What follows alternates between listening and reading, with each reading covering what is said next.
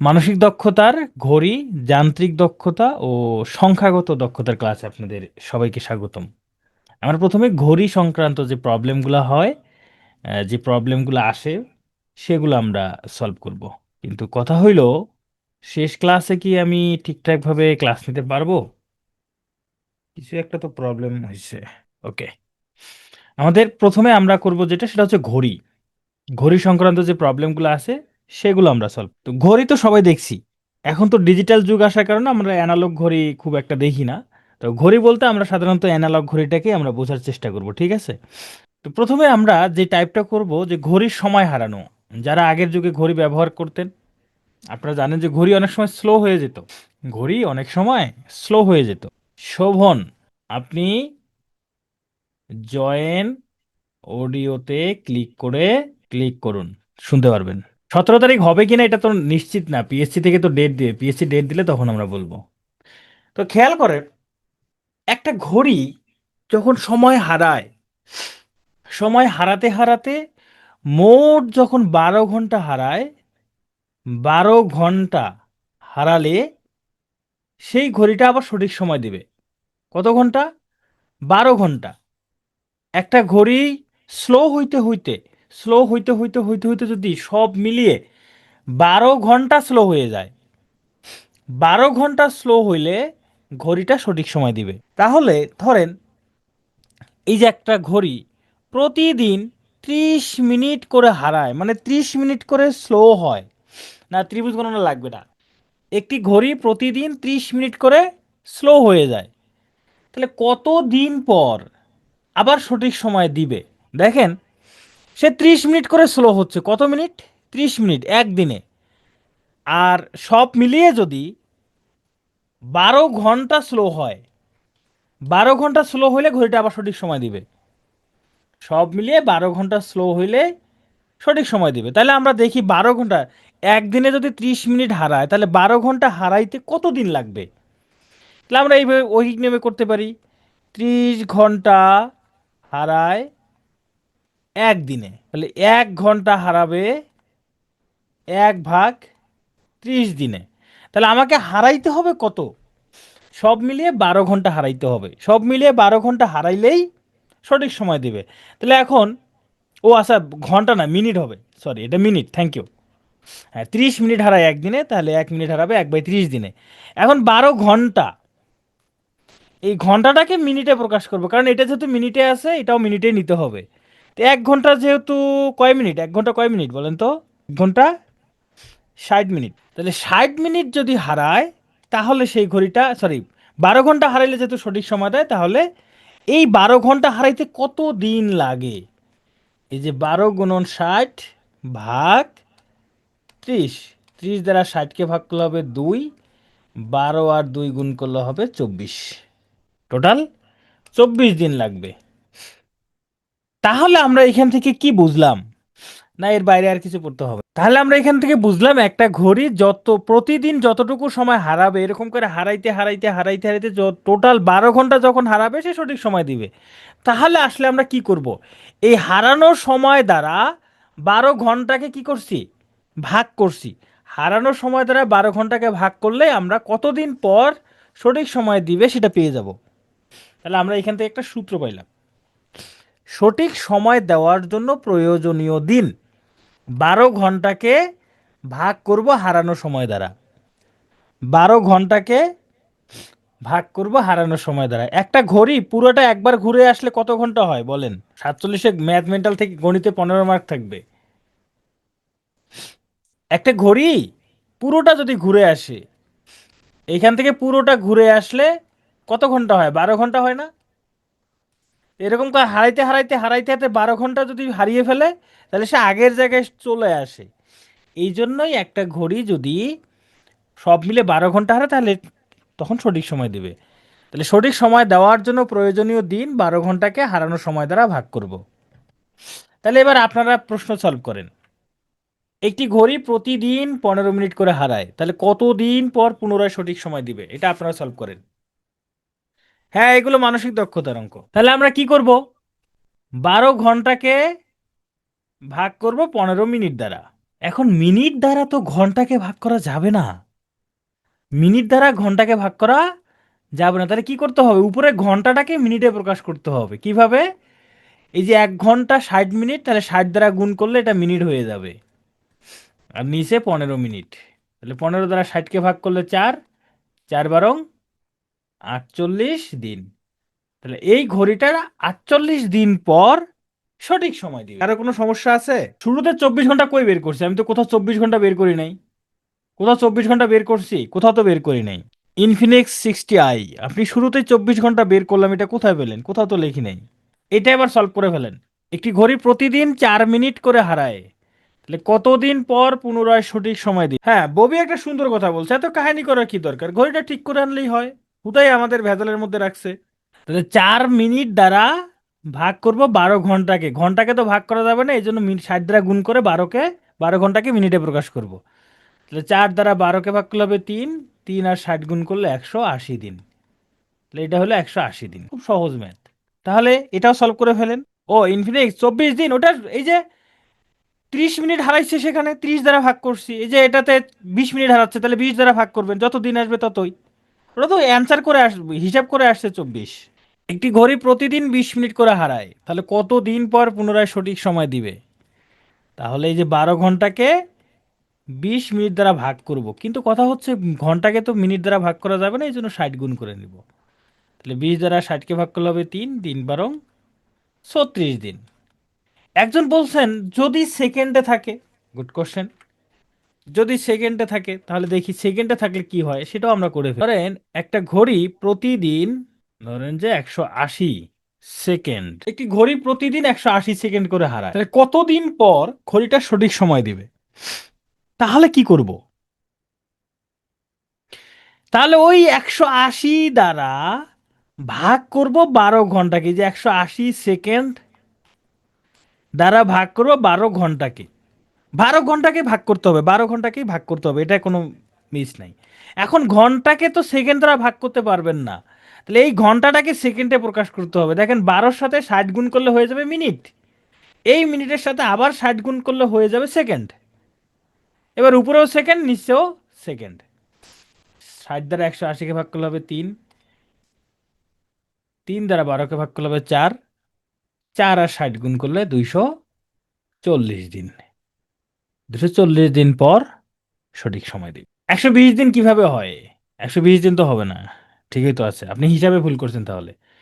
এই আপনারা কি কখনো আয়নাতে নিজের ছবি দেখেছেন? 12 ঘন্টা কেন আপনাদেরকে 12 ঘন্টা দেখাইতে হবে? চলেন আপনাদের একটু দেখাই যে আসলে কেন 12 ঘন্টাই আমরা হিসাব করতেছি। আপনাদেরকে 12 ঘন্টা দেখাতে হবে, তাই না? দাঁড়ান আমি স্ক্রিনশটটা অফ করি, আপনাদেরকে প্র্যাকটিক্যালি দেখাই। আপনারা কি একটা ঘড়ি দেখতে পারতেছেন? ডুয়াল ক্লক লাগবে। আচ্ছা, এই যে দেখেন দুইটা ঘড়ি চলে আসছে। দেখেন দুইটা ঘড়িতে এখন কয়টা বাজতেছে? দুইটা ঘড়িতে 9টা বাজতেছে। ভালো করে খেয়াল করেন। ধরে নেন যে ডান দিকের ঘড়িটা নষ্ট, ডান দিকের ঘড়িটা নষ্ট, প্রতিদিন প্রতিদিন 1 ঘন্টা করে হারায়, ডান দিকের ঘড়িটা প্রতিদিন 1 ঘন্টা করে হারায়। আমি দেখাচ্ছি 12 কেন হলো আমি সেটা বলতেছি। তো ধরেন আজকে দুইটা ঘড়ি আমি ঠিক করে ঘরে লাগাইলাম, এখন ডান পাশে ঘড়িটা নষ্ট হয়, হ্যাঁ, এটা একটা, এই যে যেটা ক্রস চিহ্ন দিলাম এটা নষ্ট ঘড়ি, আর এই যে এটা ভালো ঘড়ি। তো কি হয় এখন দেখেন পরের দিন কি হবে বলেন তো? এই নষ্ট ঘড়িটা 1 ঘন্টা হারায়, পরের দিন যখন রাত 9টা বাজবে, এই ঘড়িতে কয়টা বাজবে বলেন তো? এই ঘড়িতে যেদিন রাত, পরের দিন এই ঘড়িতে কয়টা বাজবে? 8টা বাজবে না? বলেন তো 8টা বাজবে কিনা? একদিন পর গিয়ে কি 8টা বাজবে কিনা? কারণ এই ঘড়িটা 1 ঘন্টা স্লো। এইভাবে আরো চললো, তারপর দিনকে কি হবে? তারপর দিনকে ঘড়ি চলবে চলবে চলবে চলবে, চলতে চলতে বাম পাশের ঘড়িতে যখন 9টা বাজবে, এই ঘড়িতে 7টা বাজবে, কারণ আরো 1 ঘন্টা স্লো হয়ে গেছে। আরো 1 ঘন্টা কি হয়ে গেছে? স্লো হয়ে গেছে। এরকম কিছুদিন পর গিয়ে দেখবে যে বাম পাশের ঘড়িটাতে ধরেন 9টা বাজছে, কিন্তু এই ঘড়িতে বাজছে 2টা। হইতে পারে কিনা? সময় হারাইতে হারাইতে হারাইতে 2টা বাজবে কিনা? কিছুদিন পর গিয়ে দেখবে যে রাত 9টার সময় এটা নয়, ভালো ঘড়িটা 9টা বাজছে কিন্তু এই ঘড়িতে 12টা বাজছে। হইতে পারে এরকমটা, হইতে পারে। কিছুদিন পর গিয়ে দেখবে এই ঘড়িটা 9টা বাজছে যখন, আর একটা ঘড়িতে 10টা বাজছে, কারণ 1 ঘন্টা করে হারাচ্ছে। তারপর দিন গিয়ে দেখবে এই ঘড়িতে আসলে মানে দুইটা ঘড়িতেই 9টা বেজে গেছে, মানে দুইটা ঘড়ি সেম টাইম। এখন দেখেন তো, এই দুইটা ঘড়ি যে সেম টাইম হইলো, এই যে যে নষ্ট ঘড়িটা টোটাল কত ঘন্টা হারাইছে এরকম করে? 12 ঘন্টা হারাইছে না? 12 ঘন্টায় যে 9 থেকে 8 আসছে, 8 থেকে 7, 6, 5, 4, 3, 2, 1, 12, 11, 10, 9 এসে আবার সঠিক সময় দিছে। তাহলে টোটাল 12 ঘন্টা হারানোর পর সঠিক সময় দিল না? এই তো, এই জন্য 12 ঘন্টা হয়েছে, 24 ঘন্টা না। এবার ক্লিয়ার যে আমরা কেন 12 ঘন্টা নিয়েছিলাম। প্রতি ঘন্টায় সময় হারালে সেটাকে একদিনে কত সময় হারে সেটাতে প্রকাশ করতে হবে। এটা কিন্তু প্রতিদিনের হিসাব, প্রতিদিনের ক্ষেত্রে এইভাবে হিসাব হবে। যদি প্রতি ঘন্টায় হয়, সেটাকে প্রতি ঘন্টায় ধরেন, প্রতি ঘন্টায় যদি 5 সেকেন্ড করে হারায়, তাহলে একদিনে কত সেকেন্ড হারাচ্ছে ওই একদিনের সেকেন্ড দ্বারা ভাগ করবেন, প্রতি ঘন্টারটা না। হ্যাঁ, একটা নষ্ট ঘড়ি দিনে 2বার সঠিক সময় দেয়। ওকে, তো চলেন এবার একটু আয়না দেখি। আয়নাতে আমরা সবাই তো ছবি, নিজের ছবিটা দেখছি তাই না? এখানে এমন তো কেউ নাই যে নিজের ছবিটা দেখে নাই। তো আয়নাতে ছবি দেখলে আসলে হয় এটা কি? আয়নাতে ছবি দেখলে যেটা হয়, ডান হাতটা হয়ে যায় বাম হাত, বাম হাতটা হয়ে যায় ডান হাত, তাই না? হ্যাঁ, লেফটকে রাইট, রাইটকে লেফট দেখায়। আচ্ছা, তো ঘড়ির ক্ষেত্রেও তো সেম হবে, ঘড়ির ক্ষেত্রেও সেম হবে না? হ্যাঁ, আয়নাতে ওই মুখ দেখবে যখন, কপালের কালো টিপ, যাই হোক, ওইসব পরের ব্যাপার। এই যে এখানে দেখেন, এই ঘড়িতে এখন কয়টা বাজে? এই ঘড়িতে এখন কয়টা বাজে? 4টা 25, তাই না? তো এই ঘড়িতে 4টা 25 বাজে, এই ঘড়ির সামনে যদি একটা আয়না থাকতো, সেই আয়নার মধ্যে দেখতে এরকম হইতো, মানে ঘন্টা এবং মিনিটের কাঁটাটা এইদিকে আসছে, এটা ঘুরে এদিকে চলে যেত, এই যে এদিকে হইতো, এটার মতো হইতো। তো এখন এই ঘড়িতে কয়টা বাজে? এটা যদি হয় 12, 1, 2, 3, 4, 5, 6, 7, 8, 9, 10, 11, কয়টা বাজছে? 7টা? না, 7টা না। হ্যাঁ, 7টাই তো, 7টা 35। 8টা না, 7টা 35। এটা 7-এর ঘর, এটা 7, 7, এটা 8, 7টা 35, তাই না? 7টা কত? 35। এবারে একটা মজার বিষয় দেখেন, এটা মজার বিষয় দেখেন, এই 4টা 25 এটা হচ্ছে বাস্তবে, আয়নাতে 7টা 35, দুটা যোগ করলে কত হয় দেখেন তো? 12টা হয় না? 12টা হয় কি না? হ্যাঁ, 12টা হয়। আরো সহজ ভাবে বলি, আয়নাতে দেখতেছেন 4টা 25 বাজে, আয়নাতে দেখতেছেন 4টা 25 বাজে, ধরেন 12টার সময় আপনার গার্লফ্রেন্ডের সাথে দেখা করবেন, 4টা 25 সময় আপনি ঘড়ি দেখলেন, তাহলে গার্লফ্রেন্ডের সাথে দেখা হওয়ার জন্য আর কতক্ষণ বাকি আছে? 7 ঘন্টা 35 মিনিট না? মানে 12টা বাজতে আর কতক্ষণ বাকি? 7 ঘন্টা 35। 4টা 25 বাজে, 12টা বাজতে আর কতক্ষণ বাকি? 7 ঘন্টা 35 মিনিট বাকি। তাহলে আয়নাতে 7 ঘন্টা 7টা 35 দেখা যাবে। আয়নাতে, হ্যাঁ, 12 থেকে মাইনাস করলে তো অ্যান্সার চলে আসে। আয় হায়, এটা কে কে যেন বলতেছে, যে কি বলতেছে, 8টা 35, 8টা 35 হবে? সর্বনাশ করে ফেলছেন আপনারা তো, মান সম্মান সব নষ্ট করে ফেলবেন। এই যে এরকম আছে, দেখেন তো, আমি এটা স্ক্রিনশট নিই, দাঁড়ান। আপনারা তো মান সম্মান সব নষ্ট করে ফেলবেন। কি ব্যাপার, এই পেজের কি স্ক্রিনশট নিতে দেবে না? দেখেন এখন সেম কিনা, ঘড়ি দুটো সেম কিনা, এখন কয়টা বাজছে বলেন? এই যে এই ঘড়ি, এই ঘড়িটা দেখতে যেমন এই ঘড়িটা দেখতে সেম কিনা, দেখেন তো এই ঘড়িতে কয়টা বাজছে এখন? এটা কি 8টা 35? তো যাই হোক, যেমন এই ঘড়িতে 8টা 12 বাজে, একটা ঘড়িতে 8টা 12 বাজে, ঘড়ির বিপরীতে আয়নায় কয়টা দেখা যাবে? তাহলে কি করতে হবে? 8টা 12 বাজে, 12টা বাজতে আর কতক্ষণ বাকি? ধরেন এটা হলো সাফি, হ্যাঁ, এটা হলো সাফি। সাফি 8টা 12টার সময় দেখলো, 8টা 12 মিনিটে দেখলো, ঘড়ি দেখলো 8টা 12 মিনিটে। আর তার ও সাফির মাথার তো চুল এরকম হবে না, এইটা হলো সাফির গার্লফ্রেন্ড। সাফির সাফির গার্লফ্রেন্ড জুলেখা। তার সাথে দেখা হবে এইখানে 12টার সময়। 8টা 12 মিনিট দেখলো, আর কতক্ষণ পর দেখা হবে? কতক্ষণ পর দেখা হবে? 3 ঘন্টা 48 মিনিট পর, তাই না? 3 ঘন্টা 48 মিনিট পর দেখা হবে। তার মানে এখন যদি ঘড়িতে 8টা 12 বাজে, তাহলে ঘড়ির বিপরীতে আয়নায় দেখা যাবে 3টা 48 মিনিট। 3টা 48 মিনিট। এটা হলো সাফি, হ্যাঁ। ওকে। তো এটা অন্যভাবে নিন না, আমরা যেটা শিখি, আমরা শিখি এইভাবে যে 11টা 60 থেকে এই 8টা 12 বিয়োগ করি। বিয়োগ করলে দেখেন এখানে হবে 48, এখানে হবে 3। এই যে বিয়োগ করলেও হবে, সরাসরি বিয়োগ করলেও হয়ে যাবে। হ্যাঁ, 12টা থেকে মাইনাস 12টা, 12টা মানে হচ্ছে 11টা 60 মিনিট। 12টা মানেই হচ্ছে 11টা 60 মিনিট, তাহলে 11টা 60 থেকে যদি এই 8টা 12 বিয়োগ করে দেন তাহলে সঠিক অ্যান্সারটা পাবেন। আমি এটা বললাম মুখে মুখে করার জন্য, 8টা 12 বাজে, তাহলে 12টা বাজতে আর 3 ঘন্টা 48 মিনিট বাকি। এভাবে করতে পারে। মানে 8টা 12, 9টা বাজতে 48 মিনিট, 9টার পর আর 3 ঘন্টা হলে 12টা হয়ে যাবে, তাহলে 3 ঘন্টা 48 মিনিট, এভাবে হিসেব করা যায়। হ্যাঁ, 11টা 60ই করা লাগবে। 11টা 60 মানে তো 12। এবার এখানে দেখেন মিনিটের পর আবার সেকেন্ডও আছে, তাহলে সেকেন্ড থাকলে এটা বিয়োগ করতে হবে 11টা 59 মিনিট 60 সেকেন্ড থেকে। বিয়োগ করেন, এই যে 8টা 12 মিনিট 26 সেকেন্ড, বিয়োগ করে দেন।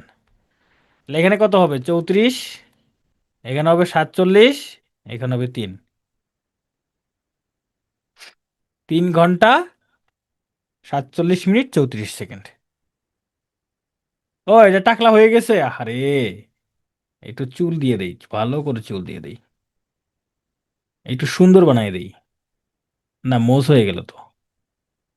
হ্যাঁ, মন খারাপ হয়ে গেছে। মন খারাপ হয়ে গেছে। এটা করেন, একটা ঘড়িতে 4টা 25 বাজে, ঘড়ির বিপরীতে আয়নায় কটা দেখা যাবে? ও, এটা তো আমরা করে ফেলছি, তাই না? এটা করে ফেলছি। এটা তো করে ফেলছি, গুড। এই যে এটা করছি আমরা, তাই না? 7টা 35। আচ্ছা, এইখানে ধরেন আয়নাতে, আয়নাতে দেখা যায় ধরেন 7টা 45, তাহলে বাস্তবে কয়টা বাজবে? বাস্তবে কয়টা বাজবে বলেন তো দেখি। আয়নাতে দেখা যায় 7টা 45, বাস্তবে কয়টা বাজবে? ওই সেম হিসাব, সেম হিসাব। এই 11টা 60 থেকে বিয়োগ করবেন 7টা 45, হিসাব সেম। বা 12টা বাজতে কতক্ষণ বাকি? 4 ঘন্টা 15 মিনিট, মানে 4টা 15 বাজবে। ওকে। তো এবার আমরা দেখব ঘন্টা ও মিনিটের কাটার অবস্থান। এটা জাস্ট মনে রাখবেন, মনে রাখলেই হবে, আর কিছু লাগবে না। হ্যাঁ, শুধু মনে রাখলেই হবে। তো প্রথমে যেটা দেখব, ঘড়ির কাঁটা মিলিত হওয়া বা 0 ডিগ্রি কোণে অবস্থান। ঘড়ির কাঁটা মিলিত হওয়া বা 0 ডিগ্রি কোণে অবস্থান। তো আমি এই স্লাইডটা এখানে রাখছি, আপনারা একবার, একবার না 3বার এটা একটু পড়বেন, জাস্ট 3বার পড়বেন, এখনই 3বার পড়েন আপনারা, তারপর আমি বলতেছি। এই পুরো লেখাটা 3বার পড়বেন। এইখানে 2টা বাক্য আছে, বাক্য 2টা 3বার পড়ে ফেলেন কি কি লেখা আছে এখানে। ওকে। এবার আমি বলি এখানে আসলে ঘটনাটা কি ঘটছে, আমরা একটু প্র্যাকটিক্যালিও দেখব, ঠিক আছে? প্র্যাকটিক্যালি দেখলে দেখবেন যে খুব, 12টা বাজলে 12টাই দেখাবে। নীলা, 12টা বাজলে 12টার সময় 12টাই দেখাবে। বলছে প্রতি ঘন্টায় ঘন্টার কাঁটা এবং মিনিটের কাঁটায় একবার মিলিত হয়, কিন্তু 11টা থেকে 1টার মধ্যে 2 ঘন্টায় 2বার মিলিত হওয়ার কথা, একবার মিলিত হয়। তাহলে একটা ঘন্টার কাঁটা প্রতি ঘন্টায় একবার করে মিলিত হয়, তাহলে 12 ঘন্টায় 12বার মিলিত হওয়ার কথা থাকলেও 11বার মিলিত হবে কেন? কারণ 11টা থেকে 1টা, এই 2 ঘন্টায় মাত্র একবার মিলিত হয়। তাহলে এই জন্য 12 ঘন্টায় 11বার, 24 ঘন্টায় 22বার মিলিত হয় বা 0 ডিগ্রি কোণে অবস্থান করে। জাস্ট এই তথ্যটুকু মাথায় রাখলেই হবে। সুমি বলছেন কেন?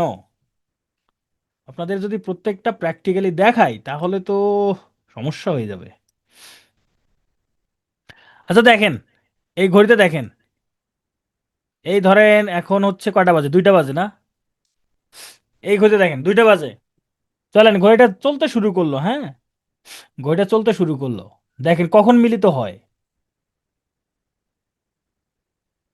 মিলিত হয়েছে। আচ্ছা, আমি একটা কাজ করি, সেটা হইল এইখানে, এখানে কি লাগবে, এখানে কোণ লাগতো। আচ্ছা, আমার 2 ক্লকস লাগবে না, 1 ক্লকস লাগবে, তাহলে হবে অ্যাঙ্গেল লাগবে, অ্যাঙ্গেল লাগবে, ওকে। এইবার দেখেন, যেমন ধরেন এখন বাজে 9টা, হ্যাঁ, ঘড়িটা চলতেছে, দেখেন চলতে চলতে চলতে চলতে চলতে চলতে 9টা থেকে শুরু করে 10টার মধ্যে এই যে মিলিত হয়েছে, মানে 0 ডিগ্রি হয়েছে, 10টা বেজে গেল, তাহলে 1 ঘন্টা কয়বার মিলিত হয়? একবার। এবার দেখেন 10টা থেকে 11টা চলছে চলছে চলছে চলছে চলছে চলছে চলতে চলতে চলতে চলতে এই যে মিলিত হয়ে গেল, 11টা বাজলো, তাহলে আবার 1 ঘন্টা একবার মিলিত হইলো, তাই না? এবার দেখেন 11টা থেকে একটা, এই 2 ঘন্টায় দেখেন, আপনারা হিসাব করবেন, হ্যাঁ, 11টা থেকে একটা, এই 2 ঘন্টায় কয়বার মিলিত হয়, জাস্ট আপনারা চিন্তা করেন, দেখেন ভালো করে দেখেন। ঘড়ি চলছে, ঘড়ি একটু দ্রুত চলছে আর কি, খুব দ্রুত চলছে।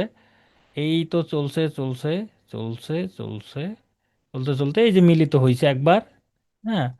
আরে, ঘড়ি মাঝে মাঝে এমন চলন চলে, এই যে মিলিত হয়ে গেল, আবার চলছে চলছে চলছে চলছে চলছে চলছে, 1টা বেজে গেল। এটা কি হইলো? 11টা থেকে একটা, 2 ঘন্টায় কয়বার মিলিত হইল? মাত্র একবার। 2 ঘন্টায় মাত্র একবার মিলিত হয়েছে, এই তো এইটাই। এখানে বোঝার কিছু নাই, এখানে তো আমি যে বোঝাবো বোঝার মতো কিছু আছে? না, বোঝার মতো এখানে আসলে কিছুই নাই, প্র্যাকটিক্যালি দেখাইলাম। এই জন্য 12 ঘন্টায় 11 বার, 24 ঘন্টায় 22 বার, জাস্ট এই তথ্যটুকু রাখেন। এখন কোন সময় থেকে কোন সময় মিলিত কম হচ্ছে, সেটা হচ্ছে 11টা থেকে একটা, এইটা। সেম ভাবে ঘড়ির কাঁটা এরকমই যে সোজা থাকবে, সোজা, ঘন্টা এবং মিনিটের কাঁটা সোজা বিপরীত দিকে থাকবে, মানে 180 ডিগ্রি কোণে থাকবে, এই যে সোজা কিন্তু বিপরীত পাশে বা 180 ডিগ্রি কোণে অবস্থান করে। এটাও সেম, প্রতি ঘন্টায় ঘন্টা এবং মিনিটের কাঁটা সোজা বিপরীত পাশে অবস্থান করে একবার, কিন্তু 5টা থেকে 7টা, এই 2 ঘন্টায় 2 বারের জায়গায় একবার বিপরীত পাশে অবস্থান করে। এই জন্য 12 ঘন্টায় 12 বারের জায়গায় 11 বার, 24 ঘন্টায় 24 বারের জায়গায় 22 বার সোজা বিপরীত পাশে বা 180 ডিগ্রি কোণে অবস্থান করে। এইটুকু মাথায় রাখলেই হবে। আর একটা তথ্য লাগবে, সেটা হচ্ছে ঘড়ি কাঁটা লম্বভাবে বা 90 ডিগ্রি কোণে অবস্থান, এরকম লম্বভাবে বা 90 ডিগ্রি কোণে অবস্থান করা। এইটা একটু আমরা দেখি চলেন, যে প্রতি ঘন্টায় কতবার লম্বভাবে অবস্থান করে সেটা একটু আমরা দেখি।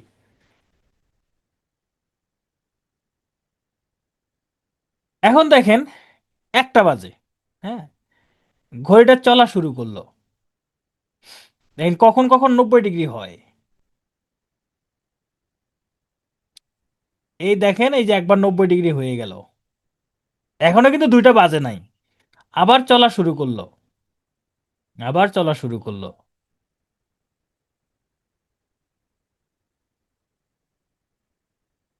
এই এখন কিন্তু আবার 90 ডিগ্রি হয়েছে, এখন কিন্তু আবার 90 ডিগ্রি হয়েছে, বলতে পারেন যে 90 ডিগ্রি তো না, 270 ডিগ্রি দেখতেছি।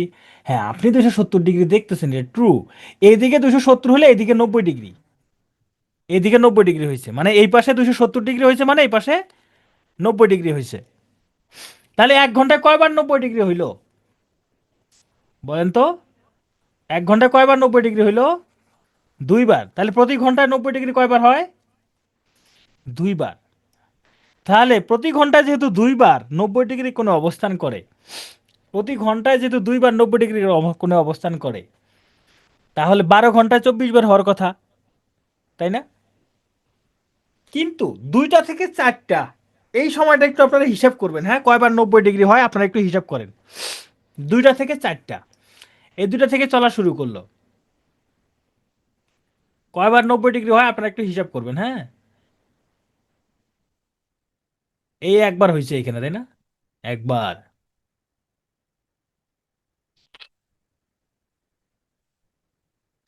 এই আর একবার হইলো, 2 বার। এই যে এখানে আরেকবার হচ্ছে 3 বার, তারপর বেজে গেল 4টা। তাহলে 2 ঘন্টায় 4 বার হওয়ার কথা, কিন্তু হয়েছে কয়বার? 3 বার। 2 ঘন্টায় 4 বার হওয়ার কথা ছিল, হইলো কয়বার? 3 বার। সেম ভাবে, একদম সেম ভাবে, এই যে 8টা থেকে 10টা এই টাইমটা, এখানে 2 ঘন্টায় 4 বারের জায়গায় হবে 3 বার।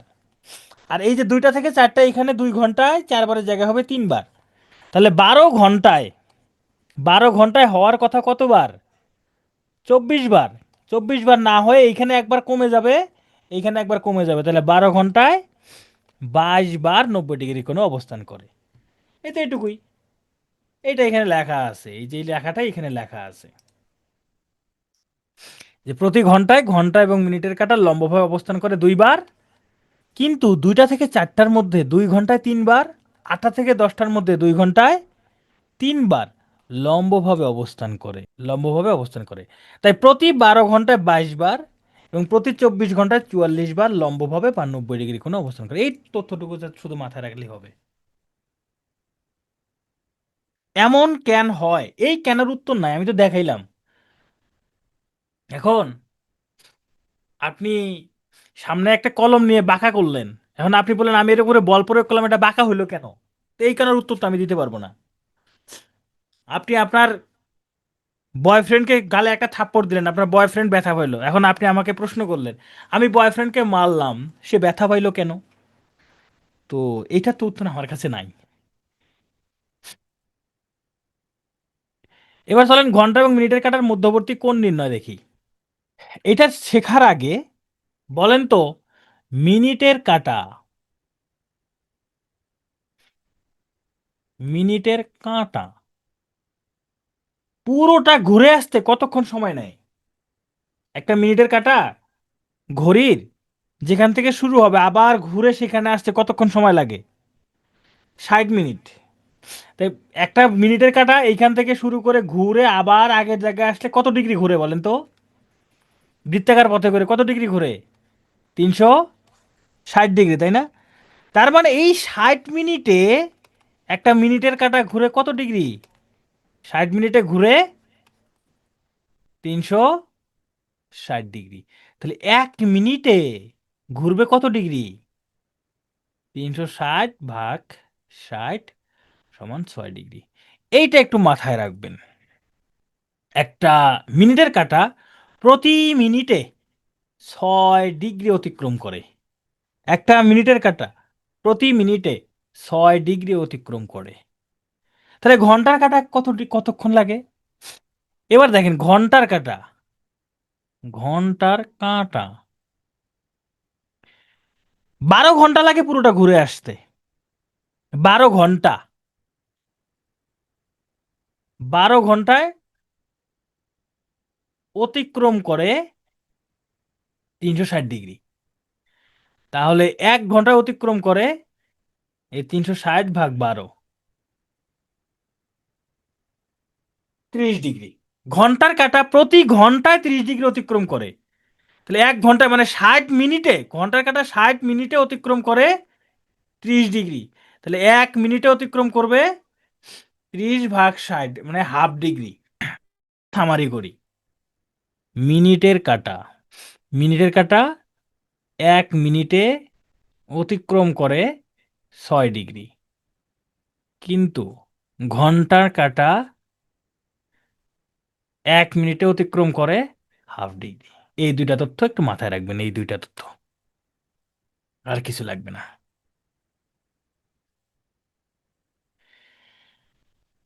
আর ঘন্টার কাঁটা এবং মিনিটের কাঁটার মধ্যবর্তী কোণ নির্ণয়ের সূত্র হলো এটা।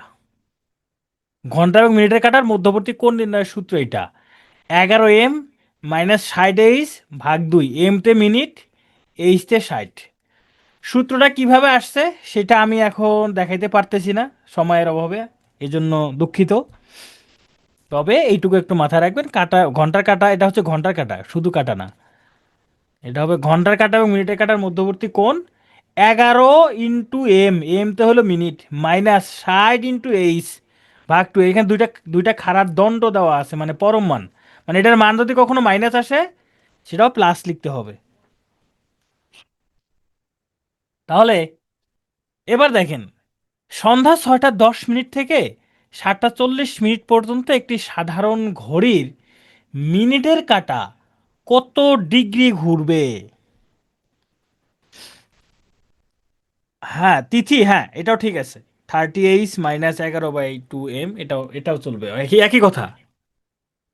6টা 10 মিনিট থেকে 7টা 40 মিনিট পর্যন্ত, এখানে সময় কত মিনিট?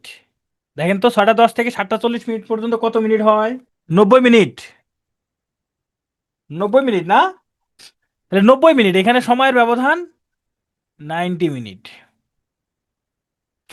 এখন এখানে বলছে এই সময়ে কত ডিগ্রি ঘুরবে।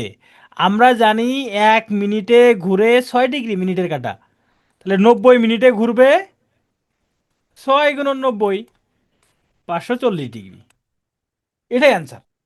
এটা আপনারা এখন নিজেরা করবেন, এটা হোমওয়ার্ক আপনার। সরি। ঘড়িতে যখন 8টা বাজে তখন ঘন্টার কাঁটা এবং মিনিটের কাঁটার মধ্যবর্তী কোণটি কত? 8টা বাজে মানে 8টা 00। আমাদের সূত্রটা কি? সূত্রটা হইল 11m -60h /2। তো 11 × এম মানে হচ্ছে মিনিট, মিনিট কত? 00। তাহলে 0 মাইনাস 60 × এইচ কত? 8/2। তাহলে 11 আর 0 গুণ করলে এটা শূন্যই হয়ে যাবে। হ্যাঁ, তাহলে মাইনাস, এখানে 2 দ্বারা 60কে ভাগ করলে হবে 30, তার মানে 30 × 8 সমান -240। এই যে এখানে একটা খাড়া দণ্ড ছিল তাই না? এইটার কাজ হইল এই যে মাইনাস আসছে না, মাইনাসটাকে প্লাস করে দেওয়া। 240 না, মুখে মুখে করলে সূত্র লাগবে না, মুখে মুখে করতে পারলে ভালো। হ্যাঁ, এই যে এভাবে করতে পারেন, মতিউর রহমান অবশ্যই পারেন। এখন 240 এটা 180 ডিগ্রি থেকে বড় না? চলেন আপনাদেরকে একটা মজার জিনিস দেখাই এবার। আপনাকে ঘড়ির কোণ নির্ণয় করতে বলছে। হ্যাঁ, এখন আপনি বের করলেন, এই যে 240 বের করছেন, কত বের করছেন? 240, এখানে 241 হয়ে আছে। তো আপনাকে তো এই কোণ নির্ণয় করতে বলে নাই। যখন কোণের কথা বলছে তখন আপনাকে নির্ণয় করতে বলছে। আচ্ছা, এটা আমি দাঁড়ান 240 বানাই আগে। এখানে কোণ নির্ণয় করতে বলছে এই যে এইটা, এই কোণটা কত ডিগ্রি। আপনি বের করছেন 240, মানে এই পাশে কোণটা 180 থেকে বড় হইলে সেই কোণ নেওয়া যাবে না। 180 থেকে বড় হলে সেই কোণ নেওয়া যাবে না। 240 180 থেকে বড় না, তাহলে এই পাশে কোণটা কত ডিগ্রি হবে? সেটা 360 থেকে বিয়োগ করেন। 360 থেকে 240 বিয়োগ করেন, কত হয়? 120। তাহলে এটা হবে 120 ডিগ্রি। আপনাকে আসলে এই পাশে কোণটা নির্ণয় করতে বলছে 120 ডিগ্রি। তো হিসাব করে যে আসছে 240, হিসাব করে 240 আসলেও, হিসাব করে 240 আসলেও সেইটা এই যে 180 থেকে বড় হইলেই, 180 থেকে বড় হইলে বিয়োগ করতে হবে 360 থেকে। বিয়োগ করলে অ্যান্সার বের হয়ে আসবে। তাহলে এটার অ্যান্সার হলো 120 ডিগ্রি। ওকে, আমরা এই ম্যাথটা করি। এখানে বলছে ঘড়িতে যখন 4:30 বাজে, মানে 4টা 30 বাজে, তখন ঘন্টা এবং মিনিটের কাটার মধ্যে উৎপন্ন প্রবৃদ্ধ কোণ কত? 4টা 30 বাজে, তাহলে আমাদের সূত্র অনুযায়ী 11 × মিনিট -60 × ঘন্টা মানে 4/2। হিসাব করেন তো কত হয়? হিসাব করেন কত হয়? হিসাব করলে 45 আসবে, 45 ডিগ্রি। এবার খেয়াল করেন এখানে কি বলছে। বলছে প্রবৃদ্ধ কোণ, মানে ওই যে পিছনের বড় কোণটা নির্ণয় করতে বলছে, এবার ছোট কোণটা না, মানে 180 থেকে বড় কোণটা নির্ণয় করতে বলছে। প্রবৃদ্ধ মানে 180 থেকে বড় কোণ। তা আপনি 180 থেকে যে ছোট কোণ নির্ণয় করছেন, এটাও তাহলে 360 থেকে বিয়োগ করবেন। 360 থেকে 45 বিয়োগ করবেন, বিয়োগ করলে কত হবে? 315 ডিগ্রি। যদি প্রবৃদ্ধ কোণ না বলতো তাহলে 45 ডিগ্রি অ্যান্সার হইতো। যদি প্রবৃত্তি না বলতো তাহলে 45 ডিগ্রি অ্যান্সার, প্রবৃত্ত যেহেতু বলছে এই জন্য 315 ডিগ্রি। এই জন্য 315 ডিগ্রি, এটা হলো অ্যান্সার। ঘড়ি সম্পর্কে আমি যতটুকু পড়াইলাম এটুকুই এনাফ। এখন আমরা যান্ত্রিক দক্ষতা পড়বো, তবে 10টা 5 মিনিটে ফিরে। 10টা 5 মিনিটে ফিরবো, তখন আমরা যান্ত্রিক দক্ষতা। ওকে, আমরা যান্ত্রিক দক্ষতা এখন শুরু করে দেই।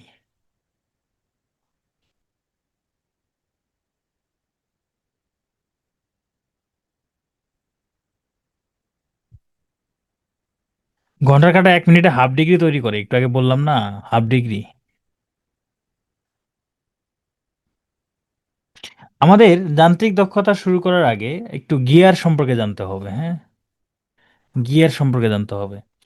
গিয়ার দেখছেন কেউ? গিয়ার। আর 40-45 মিনিট ক্লাস হবে, গিয়ার দেখছেন? আচ্ছা। সাইকেলের ওই যে পিছনের চেনগুলো দেখছেন না, চেনের সাথে যেটা যুক্ত থাকে ওগুলোই গিয়ার। তো গিয়ার যদি এরকম দুইটা গিয়ার ধরেন একসাথে এরকম, আহ, আচ্ছা আমি আপনাদেরকে একটু দেখাই, তাহলে এটা সুবিধা হবে।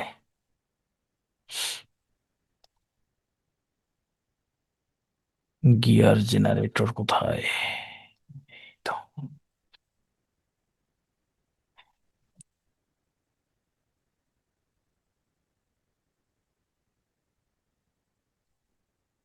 দেখেন, এখানে গিয়ার দেখা যাচ্ছে তো না?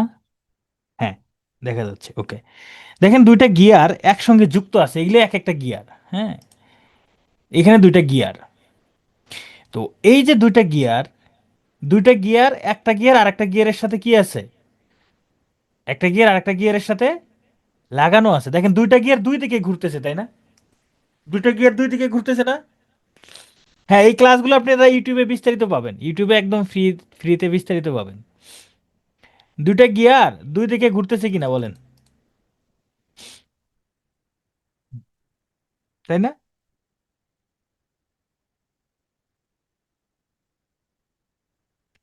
দুইটা গিয়ার যদি এরকম সংযুক্ত অবস্থায় থাকে, দুইটা গিয়ার এরকম সংযুক্ত অবস্থায় থাকে, তাহলে কি ঘটতেছে?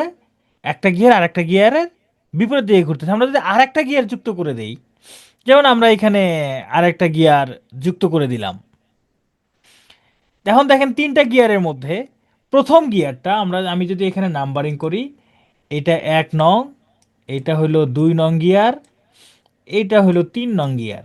দেখেন তো 1 এবং 3 একই দিকে ঘুরতেছে না?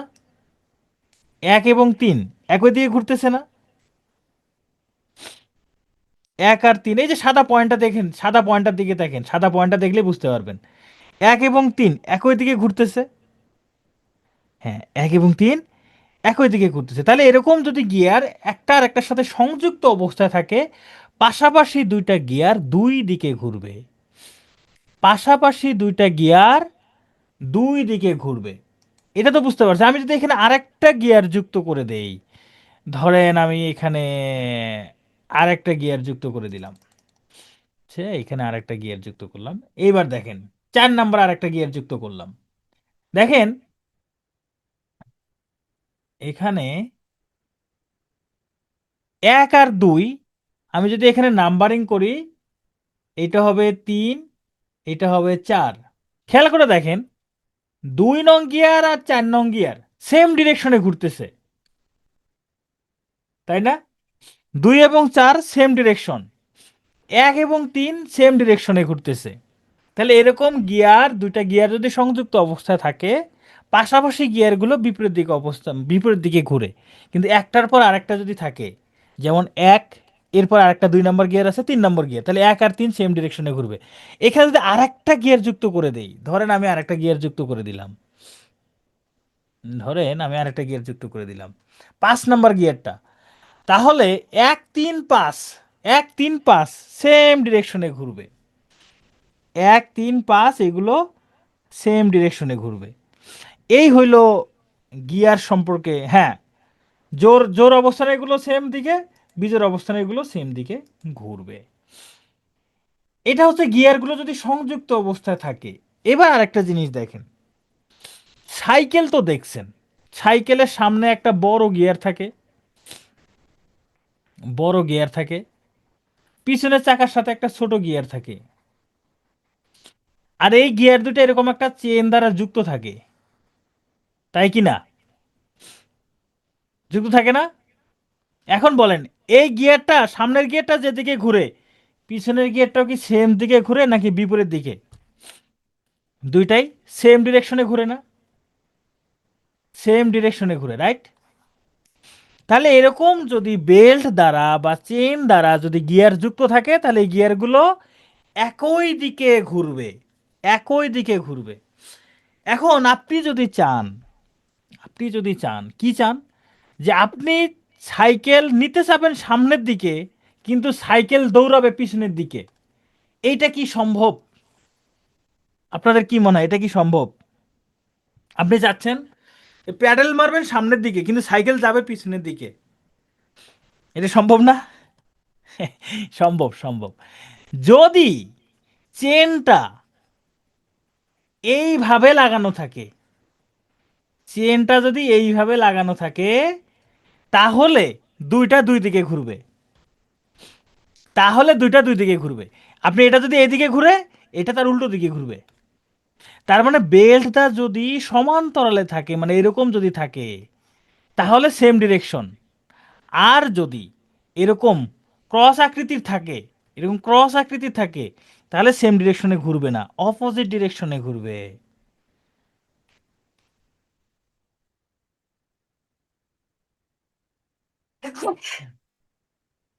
এটা যদি বুঝে থাকেন, এখন আপনারা প্রশ্নের অ্যান্সার দেন।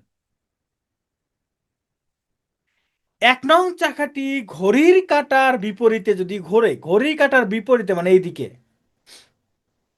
তাহলে 4 নং চাকাটি ঘড়ির কাঁটার যদি দিকে ঘুরে, 3 নং চাকাটি কোন দিকে ঘুরবে বলেন? ঘড়ির কাঁটার দিকে নাকি বিপরীতে, কোনটা? 3 নং চাকাটা কোন দিকে ঘুরবে, ঘড়ির কাঁটার দিকে ঘুরবে নাকি বিপরীত দিকে ঘুরবে? সোজা হিসাব। 4 যেদিকে ঘুরবে, 3 তার উল্টো দিকে ঘুরবে। আর 1 আর 3 সেম ডিরেকশনে ঘুরবে, 1, 3, 5 সেম ডিরেকশনে, 2, 4 সেম ডিরেকশনে। এক যদি ঘড়ির কাঁটার বিপরীতে ঘুরে, 3ও ঘড়ির কাঁটার বিপরীতে ঘুরবে, 5ও ঘড়ির কাঁটার বিপরীতেই ঘুরবে। হ্যাঁ। এবার তাহলে এটা সলভ করেন, দেখেন কমলা রঙের গিয়ারটি কোন দিকে ঘুরবে, এটা হলো কমলা রঙের গিয়ার। এই যে এই গিয়ারটা যদি এইদিকে ঘুরে ঘড়ির কাঁটার বিপরীতে, এটা হলো ঘড়ির কাঁটার বিপরীতে, তাহলে কমলা রঙের গিয়ারটা কোন দিকে ঘুরবে? ঘড়ির কাঁটার দিকে নাকি বিপরীতে? দিকে নাকি ঘড়ির কাঁটার বিপরীতে?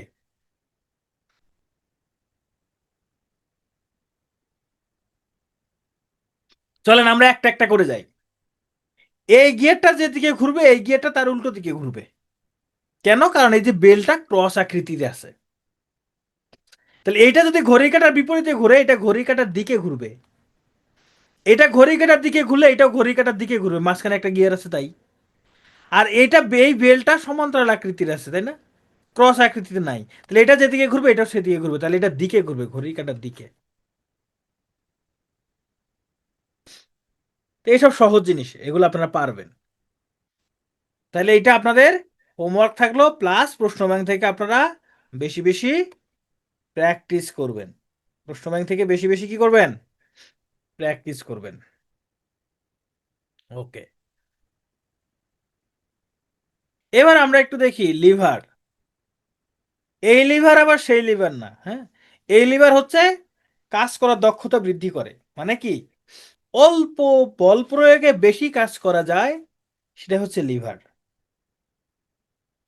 তো আমার এই যে ইফোর্ট, এখানে বল দিচ্ছি, এটা হচ্ছে ফালক্রাম, এটা হচ্ছে বল বাহু, হ্যাঁ, এখানে ভর দিচ্ছি, এইটুকু হলো ভর বাহু বা ভার বাহু।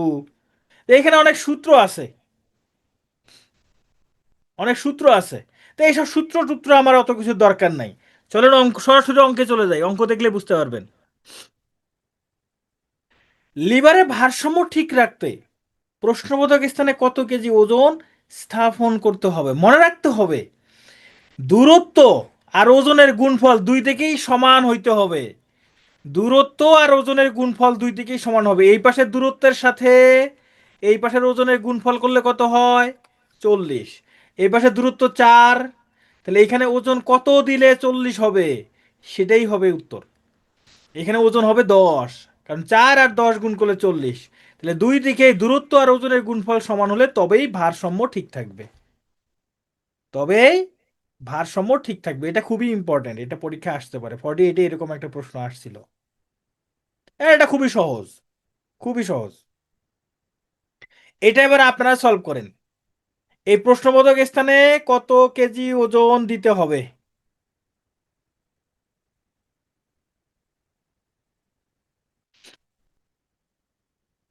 এই যে এখানে 2, 2 আর 50 গুণ করলে কত হয়? 100 না? তাহলে এই পাশে 100, এই পাশেও 100 রাখতে হবে। তার মধ্যে 5 আছে, 5-এর সাথে কত গুণ করলে 100 হবে? তাহলে 100-কে 5 দ্বারা ভাগ করেন, কত হয়? 20। তাহলে এখানে হবে 20। এই 5 আর 20 গুণ করলে 100, এই পাশে 2 আর 50 গুণ করলে 100। যদি এখানে 20 কেজি ওজন থাকে তাহলেই ভারসাম্য রক্ষা হবে। খুব সহজ আছে, তাই না? এবার তাহলে এইটা করেন, দেখি কি হবে। 3 ফুট দূরত্বে 30 পাউন্ড ওজন আছে, 6 ফুট দূরত্বে 20 পাউন্ড ওজন আছে। এখন এইখানে বলছে 6 পাউন্ড দূরত্বে কত ওজন রাখলে ভারসাম্য ঠিক থাকবে। এটা তাহলে কিভাবে করব? দেখেন, জটিল করার দরকার নাই। 3 ফুট দূরত্বে ওজন কত? 30 পাউন্ড। তাহলে 3 আর 30 গুণ করে দেন, কত হয়? 90। 6 ফুট দূরত্বে কত পাউন্ড? 20 পাউন্ড। তাহলে 6 আর 20 গুণ করে দেন, কত হয়? 120। তাহলে 90 আর 120 যোগ করলে কত হয়? 90 যোগ 120, 210 হয় না? তাহলে এই পাশে টোটাল 210, এই পাশেও টোটাল 210 হইতে হবে, এই পাশেও টোটাল 210 হইতে হবে। দূরত্ব আছে 6 ফুট, তাহলে এখানে কত পাউন্ড ওজন দিলে 210 হবে? তাহলে 210-কে 6 দ্বারা ভাগ করেন, ভাগ করলে হয় 35। তাহলে এখানে 35 পাউন্ড ওজন দিতে হবে, এটাই অ্যান্সার।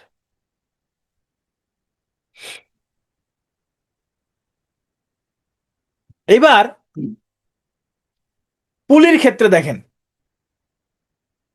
কোন ক্ষেত্রে কম বল প্রয়োগ করে বস্তুটি উপরে ওঠানো সম্ভব? বলেন তো কোন ক্ষেত্রে, কোন ক্ষেত্রে কম বল প্রয়োগ করতে হবে? এখানেও 500 কেজি আছে, এখানেও 500 কেজি আছে, কোনটাতে কম বল প্রয়োগ করতে হবে? বিতে, দেখেই বোঝা যাচ্ছে এটা বিতে কম বল প্রয়োগ করতে হবে। কেন কম বল প্রয়োগ করতে হবে? দেখেন, এখানেও 500 কেজি, এখানেও 500 কেজি, তবে এই 500 কেজির উপরের দিকে টান আছে দুইটা, উপরের দিকে টান দুইটা, উপরের দিকে টান কত? দুইটা। তার মানে এই 500 কেজি দুই ভাগ হয়ে যাবে, 250। কিন্তু এই এই 500 কেজির টান কয়টা? এই 500 কেজির টান একটা, তাহলে এক ভাগ মানে 500। এটাতে 500 কেজি বল প্রয়োগ করতে হবে, আর এটাতে 250 কেজি বল প্রয়োগ করলেই উপরে ওঠানো যাবে।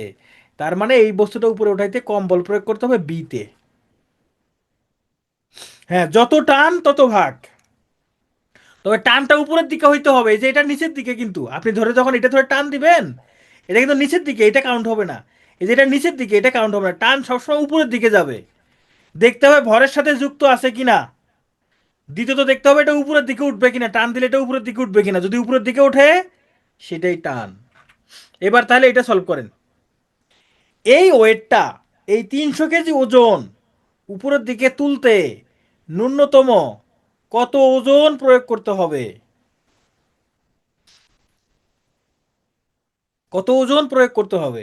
দেখেন তো এখানে টান কয়টা আছে? এই একটা টান, এই একটা টান, এই একটা টান, এই একটা টান, তাই না?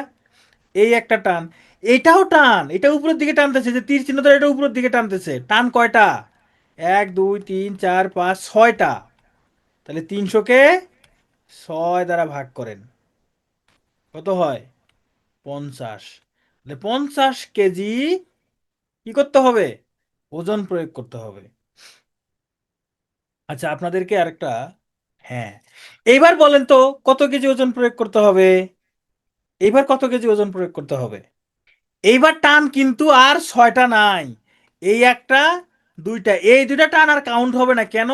এই টান দুটো ভরের সাথে কানেক্টেড না, এটা ভরের সাথে কানেক্টেড না, এইটা কাউন্ট আছে, এইটা এটা কানেক্টেড আছে, তাহলে চারটা।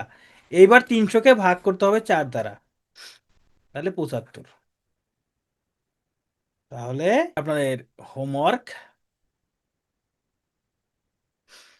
চলেন এবার আমরা সংখ্যাগত দক্ষতা নিই। সংখ্যাগত দক্ষতা আপনারা এতদিন ছোটবেলা থেকে সংখ্যাগত দক্ষতা শিখে আসছেন। তো সংখ্যাগত দক্ষতা আসলে কি?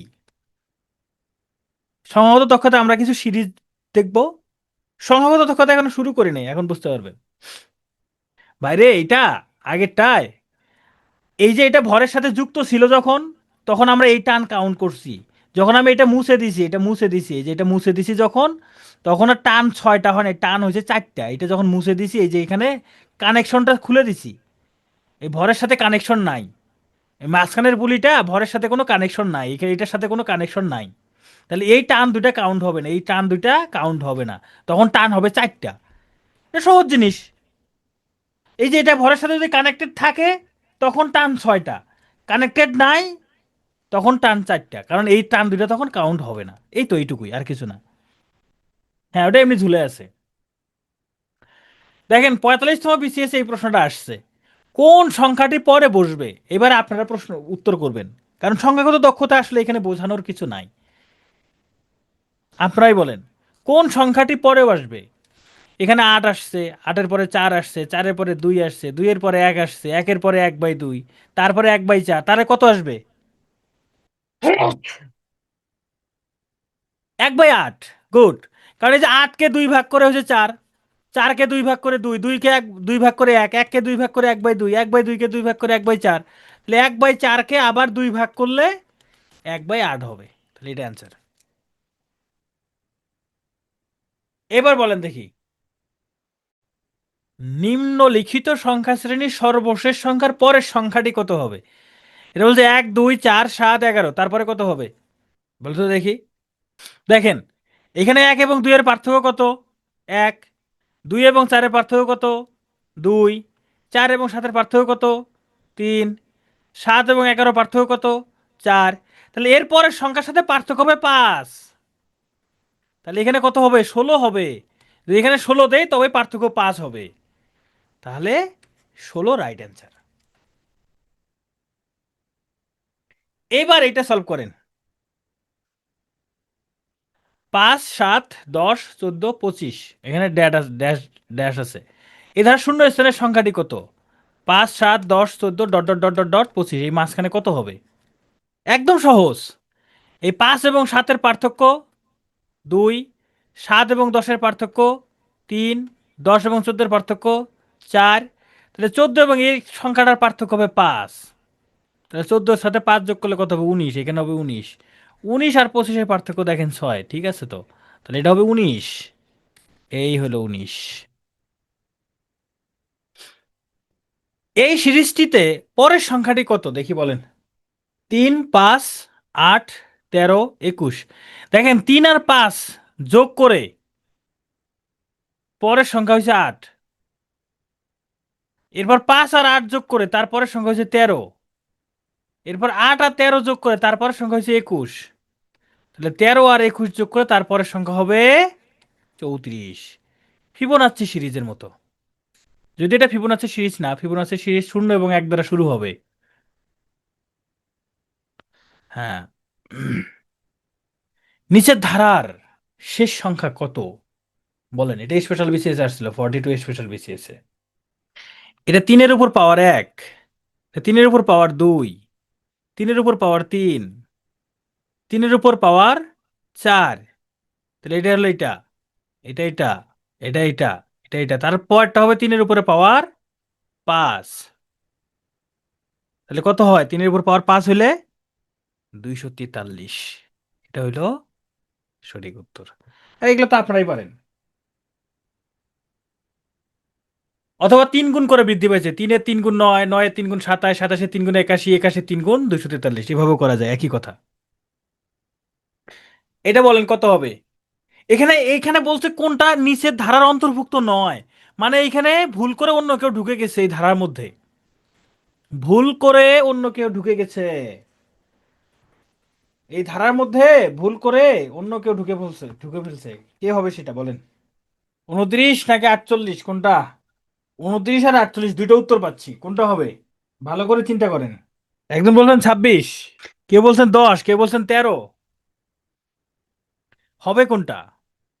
48 রাইট, 13 আবার 29, একটা একটা কোনো একটা সংখ্যা শুধু এই সিরিজের মধ্যে নাই। সেই সংখ্যাটা কত বলেন? যে কোনো একটা সংখ্যা। আমি আরো সময় দিচ্ছি, সমস্যা নেই, করেন দেখি। 4-এর জায়গায় 58 হওয়ার কথা, 48-এর জায়গায় 48। আচ্ছা, এ বি সি ডি যে কোনো একটা হবে। 10-এর পরে 17 হওয়ার কথা। আচ্ছা, ভালোই মজা লাগতেছে। কেউ বলছেন অ্যান্সার নাই, তা নিয়ে বলছেন আর মজা নিয়েন না।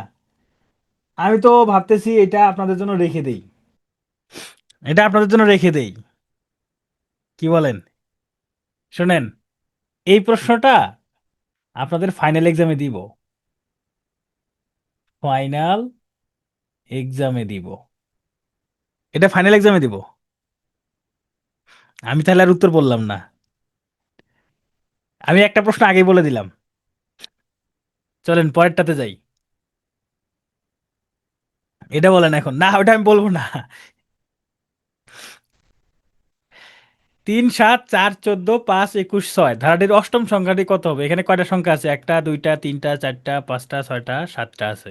তাহলে পরের সংখ্যাটা কত হবে বলেন? পরের সংখ্যাটা কত হবে? এখানে সিরিজ দুইটা আছে, ভালো করে খেয়াল করেন, এইখানে কিন্তু সিরিজ আছে দুইটা।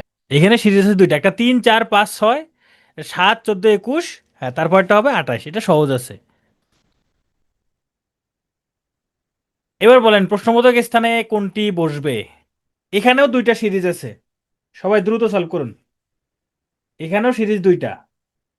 দেখেন এই যে 3-এর 3 গুণ 9, 9-এর 3 গুণ 27, 27-এর 3 গুণ 81, 81-এর 3 গুণ 243। এরপর 10, 8, 8 থেকে 2 কমছে 6, 6 থেকে 2 কমছে 4, 4 থেকে 2 কমলে 2 হবে, 2 হবে অ্যান্সার। ওকে, প্রশ্নবোধক স্থানের সংখ্যাটি কত হবে? এটা সহজ আছে। 2 √9 মানে 3, 4 √25 মানে 5, তারপরটা কত হবে? মানে 2, 3, 4, 5, তারপরটা 6। খুবই সহজ, এটা 35তম বিসিএস আসছিল। নিচের নম্বর সিরিজে কোনটি বসবে? 1, 2, 8, 48, 384, কোনটি বসবে বলেন? 1-এর 2 গুণ 2, 2-এর 4 গুণ 8, 8-এর 6 গুণ, এখানে হচ্ছে 2 গুণ, এখানে হচ্ছে 4 গুণ, এখানে হচ্ছে 6 গুণ, এখানে হচ্ছে 8 গুণ। তাহলে তারপরটা হবে 10 গুণ। 3 আর 4-এর সাথে 10 গুণ করলে 3 আর 4 0, এটা অ্যান্সার। তাহলে অ্যান্সার হবে এটা। আমি বেশি না, আপনাদেরকে হচ্ছে কয়েকটা প্রশ্ন প্র্যাকটিস করাবো। দাঁড়ান, আমি আপনাদেরকে কয়েকটা কয়েকটা প্রশ্ন জাস্ট প্র্যাকটিস করাবো, দেখি আপনারা পারেন কিনা। ওকে, এখানে হইল 7, এটা হলো প্রশ্নবোধক চিহ্ন, হ্যাঁ। বলেন প্রশ্নবোধক চিহ্ন কত বসবে এইখানে? এই প্রশ্নবোধক চিহ্নে কত বসবে? কত বসবে? খুবই সহজ না? এই যে 7-এর 2 গুণ 14, তার সাথে 1 যোগ হয়েছে, 15-এর 2 গুণ 30, তার সাথে 1 যোগ হয়েছে, 30-এর 2 গুণ 31-এর 2 গুণ 62, তার সাথে 1 যোগ হয়েছে, 63-এর 2 গুণ 126, তার সাথে 1 যোগ হয়েছে। তাহলে 127-এর 2 গুণ 254, তার সাথে 1 যোগ হয়ে 255, তাহলে এখানে হবে 255। আচ্ছা, আমি একটা কঠিন দিয়েই শেষ করে দেই। ধরেন এইরকম আছে, এখানে হলো 3, এখানে হলো 8, এখানে দিলাম 3, এখানে 9, এখানে 8, এখানে প্রশ্নবোধক চিহ্ন। বলেন তো প্রশ্নবোধক চিহ্নে কি হবে? এখানে আরেকটা দেই, 8, 16। বলেন এই প্রশ্নবোধক চিহ্নে কি হবে? আরে আপনারা তো সবাই ব্রিলিয়ান্ট। হ্যাঁ, আপনারা সবাই ব্রিলিয়ান্ট।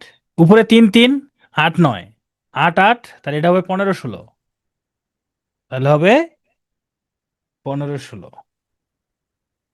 আচ্ছা, একজন প্রশ্ন করছেন যে প্রতি ঘন্টায় প্রতি ঘন্টায় যদি 30 মিনিট হারায়, ভাই প্রতি ঘন্টায় 30 মিনিট হারাইলে ওই ঘড়ি আর দেখার দরকার নাই। যদি 30 মিনিট হারায় তাহলে কত দিন পর সঠিক সময় দেবে? এখন প্রতি ঘন্টায় যদি 30 মিনিট হারায়, একদিনে কত ঘন্টা হারায়? একদিনে কত ঘন্টা হারায় বলেন? একদিনে 15 ঘন্টা হারায়। সর্বনাশ হয়ে গেছে ভাই। এই ঘড়ি আপনি কি করবেন বলেন তো?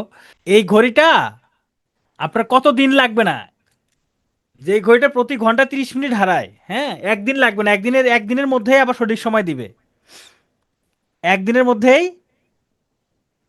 সঠিক সময় দিবে, বুঝতে পারছেন? কারণ একদিনেই সে হারাচ্ছে 15 ঘন্টা, একদিনে 15 ঘন্টা হারায়। এখন 12 ঘন্টাকে তো 15 ঘন্টা দ্বারা ভাগ করা যাবে না, পয়েন্ট আসবে। পয়েন্ট আসবে, তাহলে ভাগ করেন কত আসে, এই 0.সামথিং, মানে একদিনের ভিতরেই আবার সঠিক সময় দিবে। ঠিক আছে, ওগুলো দেখাবো না। ইস্তিয়াক, আপনারা যেটা যে ত্রিভুজ গণনা চতুর্ভুজ গণনা বলতেছেন, শোনেন, ত্রিভুজ চতুর্ভুজ গণনা পরীক্ষার হলেও মিলাইতে পারবেন না। আর এগুলো কোনো ট্রিক্স নাই, কোনো ট্রিক্স নাই ভাই। কোনো টিচার যদি বলে যে ত্রিভুজ গণনার আমি একটা ট্রিক্স দেখাইলাম, ভাই আপনি ট্রিক্স মুখস্থ না করে ওইখানে চিত্র কয়টা ত্রিভুজ আছে ওইটা মুখস্থ করেন। কারণ কি, আমি একটা সূত্র বললাম, a plus b whole square সমান a square plus 2ab plus b square বললাম। এই সূত্রটা পৃথিবীর সকল ক্ষেত্রেই সত্য। এখন ত্রিভুজ গণনার ক্ষেত্রে একজন এরকম করে একটা চিত্র দিয়ে একটা আপনাকে সূত্র শিখাইলো, ঠিক আছে সূত্র শিখাইলো, কিন্তু পরীক্ষায় হঠাৎ করে এরকম একটা আরেকটা চিত্র যুক্ত করে দিল, এরকম অতিরিক্ত কিছু একটা যুক্ত করে দিল, তখন তো ওই সূত্র আর খাওয়া নাই এখানে, ওই সূত্র শেষ, ওই সূত্র আর কাজে লাগবে না। তার থেকে বড় কথা, পরীক্ষার হলে ভাই ত্রিভুজ গণনা যদি আসে, আপনি মিলাইতে পারবেন না। আমি শিওর আপনি মিলাইতে পারবেন না যদি একটু জটিল দেয়। সহজ দিলে আপনি গুণে বের করতে পারবেন, সহজ দিলে আপনি গুণে বের করতে পারবেন। ও 30, আচ্ছা আগেরটা ভুল হয়েছে না, একদিনে তো 12 ঘন্টা হারাবে, সরি 12 ঘন্টা হারাবে, তাহলে একদিনে সঠিক সময় দিবে, পরের দিনে আবার সঠিক সময় দিবে, সরি এটা ঠিক আছে। আগেরটা ভুল বলছিলাম। এই 30 মিনিট করে হারাইলে তো একদিনে 12 ঘন্টা হারায়, হায় হায় রে, কি ভুলটা করছি। তাহলে একদিন পরেই সঠিক সময় দিবে, একদিন পরেই সঠিক সময় দিবে, ওকে। ঠিক আছে, থ্যাংক ইউ। কে বলছে এটা? এইসব পরীক্ষার হলে আসলেও অ্যাভয়েড, প্রথমে দেখবেন আপনি 30 সেকেন্ড চিন্তা করবেন, 30 সেকেন্ডে যদি মিললো মিললো, না মিললে বাদ, ওইটা আর দেখার দরকার নাই, ওইটা আর দেখার দরকার নাই। 12 গুণন 60 গুণন 60 ভাগ 30 কেন হইবে না? কারণ হইবে না এই কারণে, কারণ আপনি একদিনে 12 ঘন্টা বের করছেন, তাহলে ঘন্টাকে ঘন্টা দিয়ে ভাগ করবেন। এখানে কেন আমি ঘন্টাকে আবার সেকেন্ডে প্রকাশ করতেছেন? হ্যাঁ করেন, উপরে ঘন্টাকে সেকেন্ডে প্রকাশ করেন, 12 গুণন 60 গুণন 60, উপরে ঘন্টাকে সেকেন্ডে প্রকাশ করলেন, তাহলে নিচের ঘন্টাকেও আবার সেকেন্ডে প্রকাশ করেন, 12 গুণন 60 গুণন 60, 60 60 60 60, 12 12 কাটা, ওই একই আসবে। ও আগের অঙ্কে 15 লিখছিলাম, ওটা লিখে ফেলছি। আচ্ছা, ওকে, ঠিক আছে, আপনাদের সাথে আজকেই আমার শেষ ক্লাস। সবাইকে থ্যাংক ইউ।